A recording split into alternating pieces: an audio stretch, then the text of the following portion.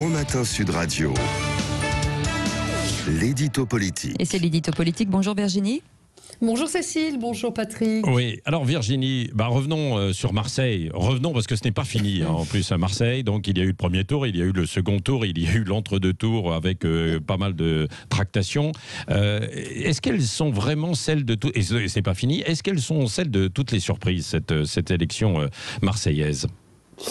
C'est vrai que Patrick, dimanche soir, les supporters de la candidate du printemps marseillais, donc à savoir l'Union de la gauche, étaient ivres de joie.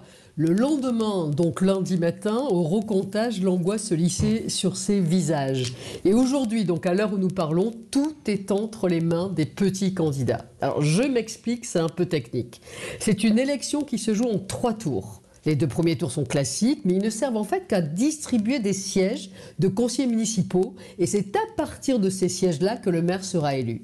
Vous avez beau gagner en pourcentage, vous pouvez perdre le jour de l'élection du maire parce que vous n'avez pas assez de conseillers municipaux qui votent pour vous. Donc c'est vraiment, vraiment compliqué. C'est vraiment une élection à 3 tours. Oui, c'est vrai. C'est cette fameuse loi PLM, c'est-à-dire Paris-Lyon-Marseille.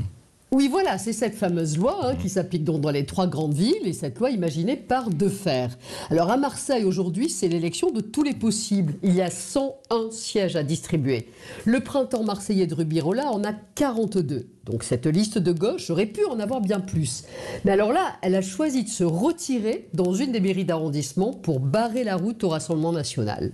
Barrer la route au profit évidemment de la droite. Au final, l'Union de la gauche n'a que 42 sièges. En face, à droite, Martine Vassal a 39 sièges. Alors, Patrick, vous me voyez arriver. 42 sièges d'un côté, 39 de l'autre, personne n'a la majorité des sièges. Et du coup, on part dans les alliances, les tractations, les amitiés d'un jour avec les petits candidats qui ont quelques sièges à négocier, bien sûr. Oui, c'est assez complexe tout ça. Alors, qui est-ce qui tient les clés d'une éventuelle majorité, finalement ?